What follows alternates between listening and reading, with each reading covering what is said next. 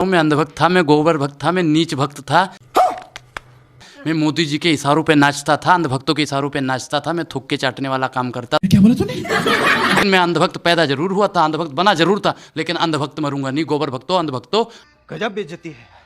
आप भी भक्त बन सकते हो, भक्त बनो, अंधभक्त नहीं। बात तो सही है। और विश्वास करो, अंधविश्वास नहीं। अच्छा, अभी भी टाइम में सुधर जाओ।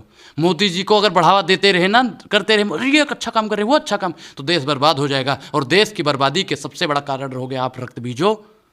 ये क्या बात करता है यार? कौन? अंधभक्त जो आज भी मोदी भक्ति करते हैं। अच्छा, मैं आपको बता दूं, ये वही अनुराग ओझा हैं जो आजकल मीडिया को गाली देते हैं। ये मेन्यू, ये मेरे जैसा दिखने वाला एक बंदा है। कहना चाहेंगे? अरे वो अंधभक्ति का जब मैंने चश्मा हटा दिया ना, तो कोई विकास नहीं है। और जितने भी दर्शक हैं जानते हैं कि कुछ विकास नहीं किया ये बड़ी अच्छी बात कही आप। है। विकास के नाम पे सिर्फ और सिर्फ छलावा किया है।